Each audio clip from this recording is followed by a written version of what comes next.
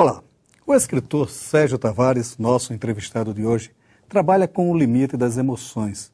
Depois de ganhar o Prêmio Sesc de Literatura, Sérgio lança seu segundo livro, Queda da Própria Altura, onde, depois de uma grande perda pessoal, busca os caminhos para entender os desajustes da vida.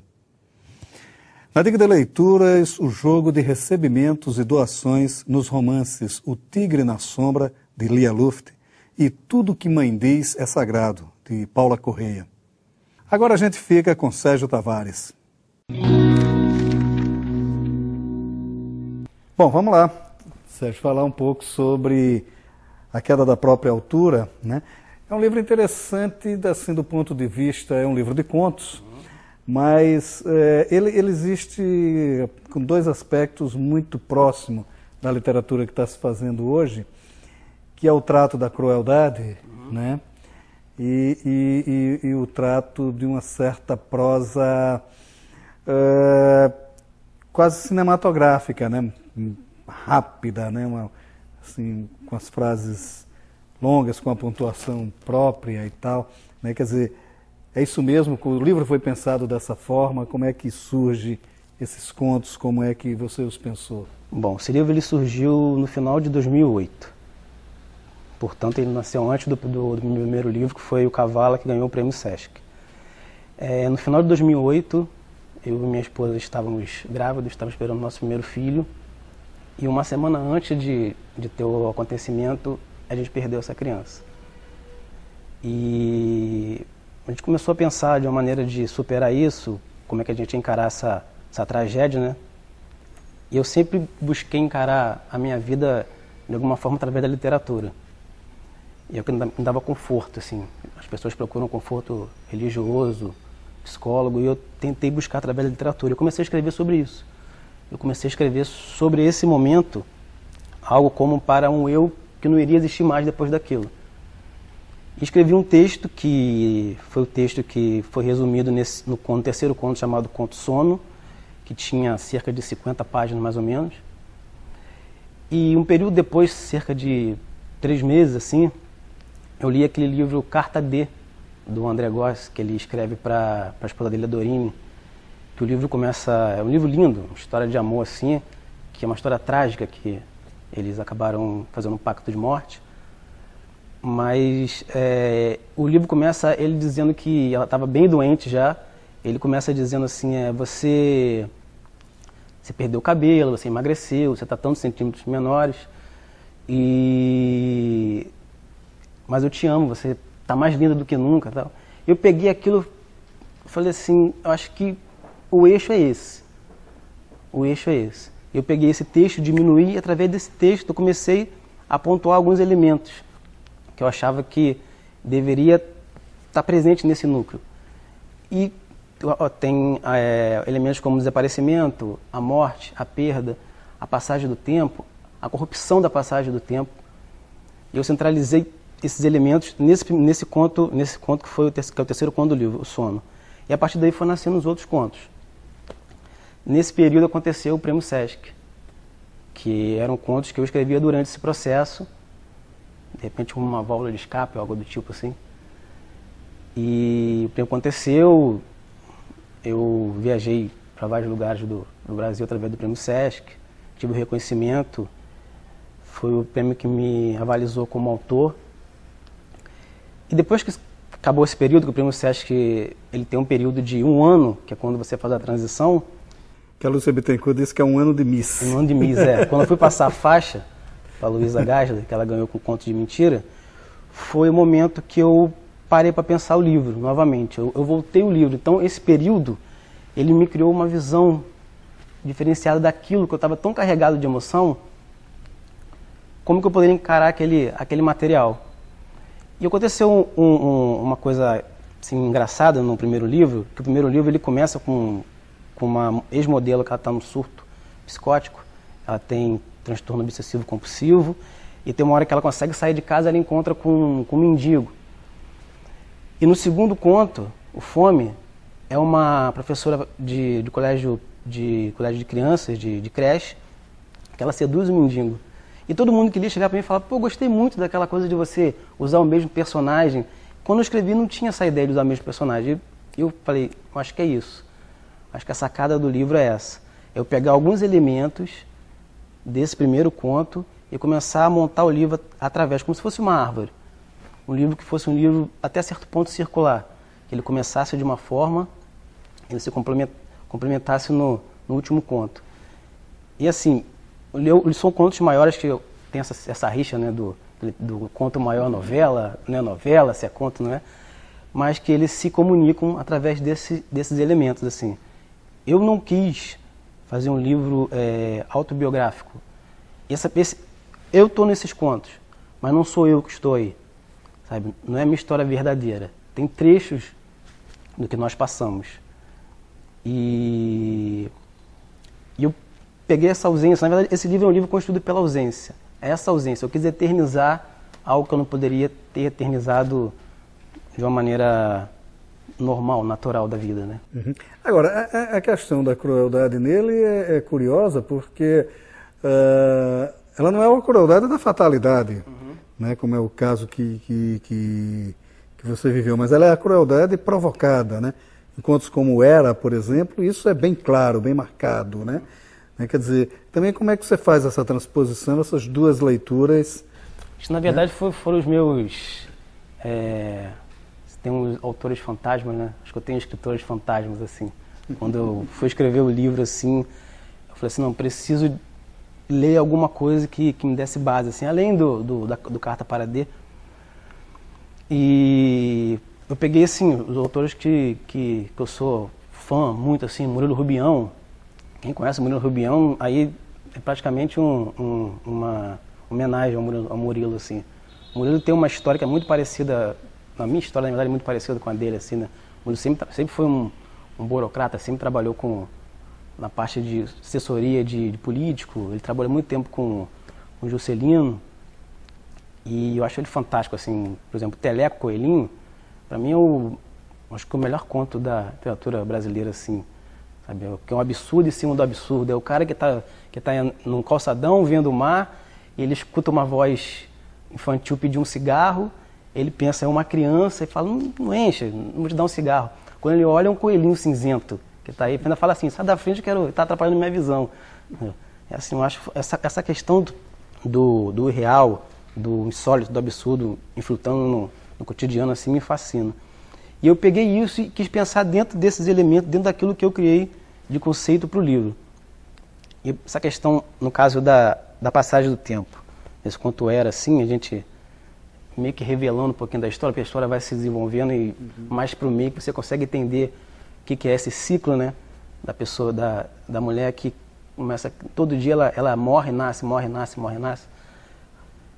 E essa questão de como esse tempo passa, como que você pode ultrapassar esse limite do tempo, eu busquei uma forma dela simbolizar o que como ela não tem a noção da perda, eu transferi essa perda para o personagem que conta a história. Que é o cara que ele vai sendo, que ele se apaixona por essa jovem, que ele tem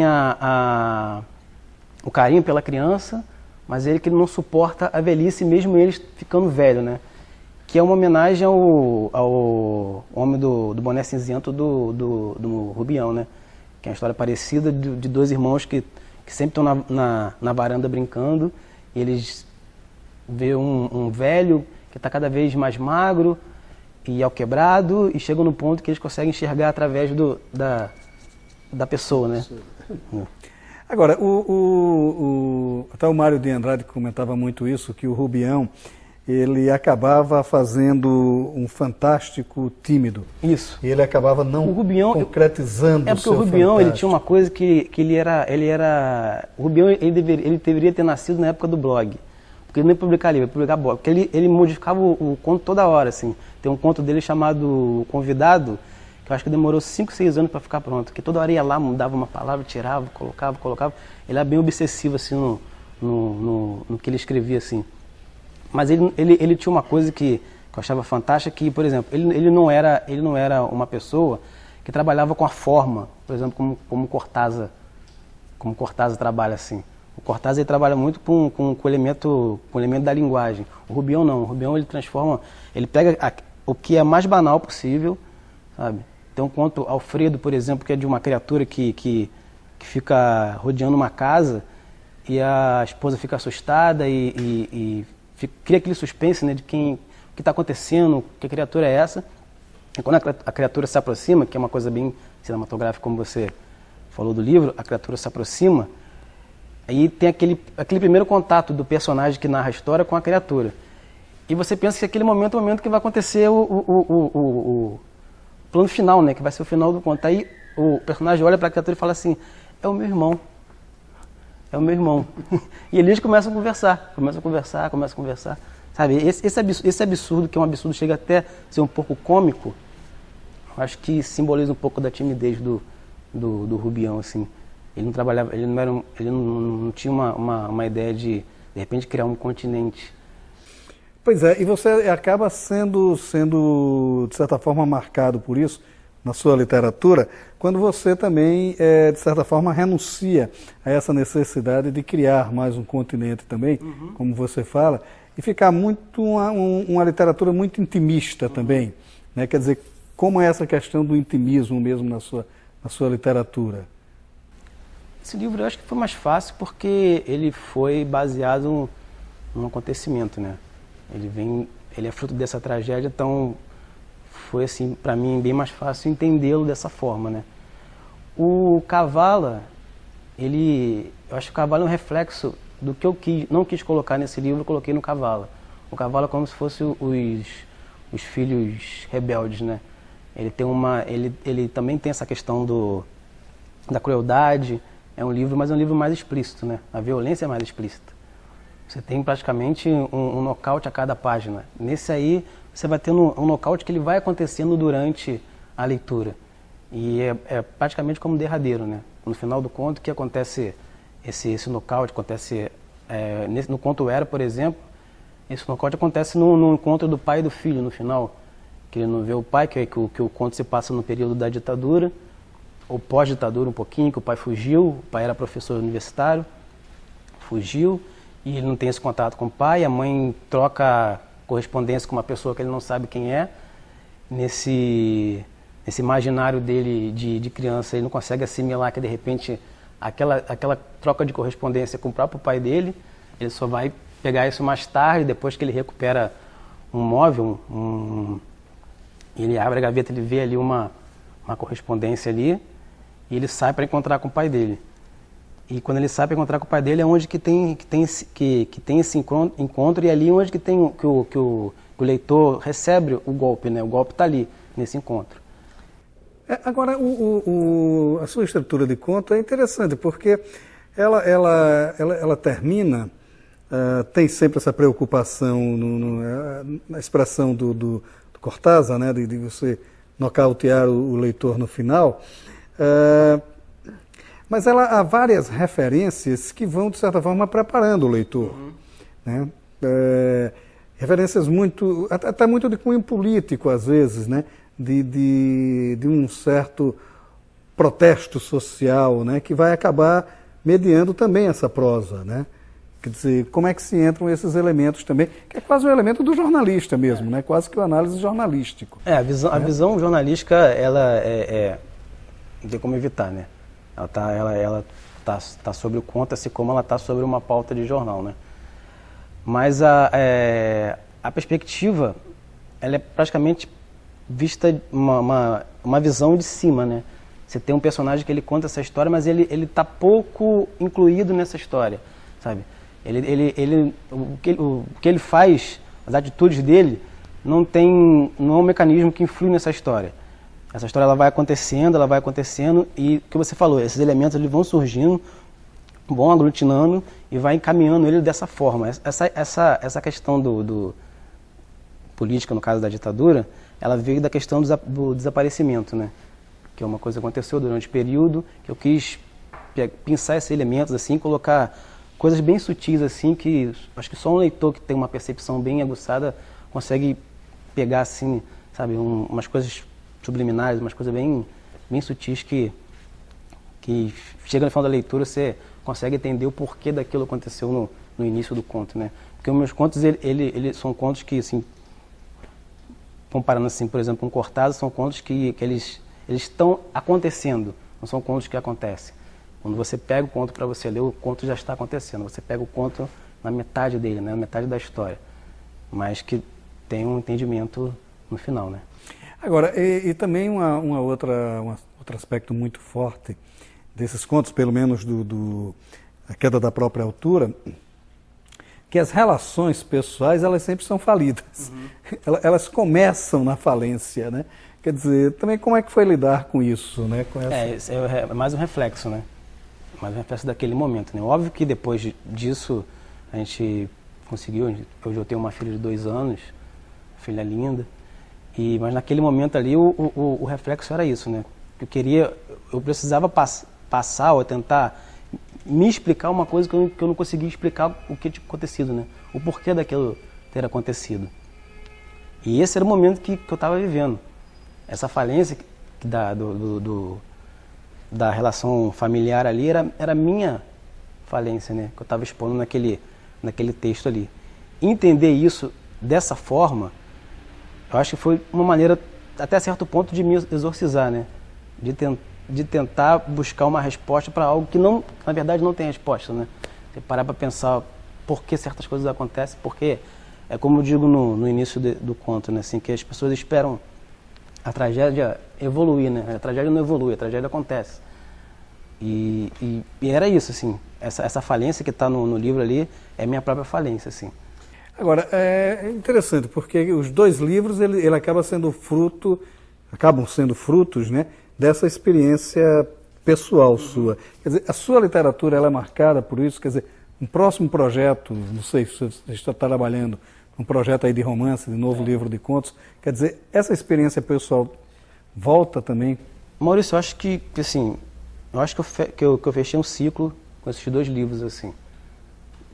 Um ciclo que veio daquele acontecimento.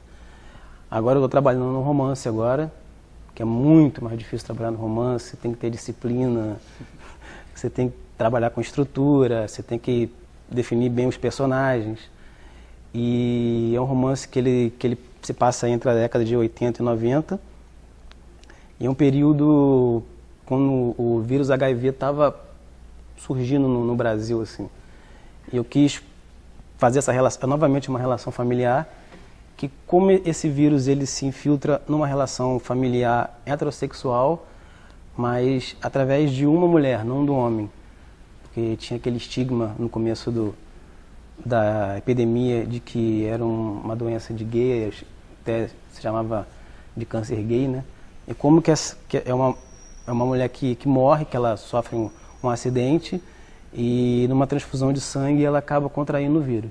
E como que essa desmoronamento da relação familiar acontece, e como que isso vai influenciar no personagem principal, nesse filho que vai crescer nesse período da década de 80 para a década de 90, como isso vai tornar a relação do pai com ele cada vez mais difícil. Esse pai se casa depois, e casa com uma pessoa, mas ele não consegue ter o mesmo amor para essa pessoa, ele se transforma num homem frio, até certo ponto emasculado, não consegue ter mais prazer pela vida, e vai criando toda essa relação.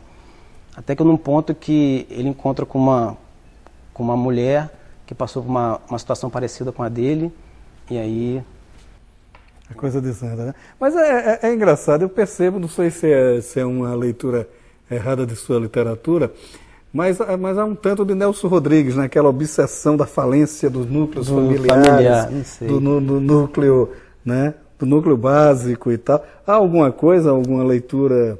O Nelson, Nelson jornalista, dramaturgo, uma referência assim, tricolor como eu, uma referência assim, enorme, assim. Eu li a Nelson desde o período lá de adolescência, depois li faculdade, e fora as peças, os filmes, mas assim, nunca foi uma referência forte para mim, assim, entendeu? Minha referência sempre foi literatura latino-americana, mas pode ser, de repente, ter uma projeção aí, algo do tipo, assim. Fantasma suburbano dele. as minhas obsessões, as minhas compulsões. De repente eu tento projetar essas obsessões através da literatura, pode ser. Uhum. Sérgio, legal. Obrigado por sua participação aqui no Leituras. Eu queria agradecer, foi ótimo, sim. Parabenizar pelo programa, que é sempre ótimo conversar com você, é a segunda vez que eu participo. E agradecer, assim, que a gente tem pouco espaço para falar sobre a nossa literatura e você é uma pessoa que, além de grande conhecedor, é uma pessoa que sempre está dando força aí para os jovens escritores. Obrigado. Nada. A boa notícia é que nossa literatura está se voltando cada vez mais para a densidade e o pensamento. Já não basta contar uma história, é preciso fazer com que essa história toque o leitor e provoque suas emoções. Muitos escritores já trabalhavam nesta linha, que estava se perdendo nos descaminhos editoriais. Lia Luft, depois de 4 anos, volta a lançar um livro de ficção, o romance O Tigre na Sombra, editado pela Record, onde também retoma esta capacidade de olhar para a vida sem condescendência, mas com muita compaixão. O enredo conta da vida que gira em torno de Doda, uma enigmática mocinha que fala com os espelhos, onde supostamente mora Dolores, talvez sua gêmea. Neste clima de verdades sobrepostas ou mentiras escondidas, Lia cria uma espécie de poema. Sua linguagem é rica e saborosa, mesmo desvendando um mundo de dores intensas e incuráveis. O mundo onde os homens guardam medo e as mulheres se lançam na determinação de ser alguém. E tudo se enreda no lirismo, pois o objetivo de Lia é nos dizer que a vida, mesmo desgraçada, comove. Olhar o mundo real e dele extrair o mistério do lirismo. Talvez este seja o elaborado segredo dos escritores que preferem trabalhar com sentimentos e reflexões. É o caso de Paula Corrêa, uma dessas agradáveis surpresas de nossa nova prosa. Depois de lançar 2 livros de poesia, Paula se revela romancista, publicando pela Leia Tudo que Mãe Diz é Sagrado, uma narrativa poética e comovente. O enredo conta de uma mulher que doa parte de si para a mãe doente, mas não consegue salvá-la. Do gesto extremo decorre toda a reflexão sobre as fragilidades da vida. O ambiente, aparentemente normal, onde a tia escuta Gonzaguinha, vai se desmilinguindo na confecção de um rosário de perdas. E isso dói, mas a dor é para ser domada, parece nos dizer a protagonista, que não se deixa levar pelos medos e vai desenhando com profunda beleza este mundo de desgraças. Mais uma vez, estamos diante de uma literatura feita para refletir sobre a vida que, mesmo desgraçada, guarda suas belezas. Onde a dor não tem razão, como no samba de Paulinho da Viola, O Tigre na Sombra, de Lia Luft, e Tudo que Mãe Diz é Sagrado, de Paula Corrêa. O Leituras de hoje fica por aqui e você bem pode ficar na companhia de bons autores e bons livros. Até nosso próximo encontro.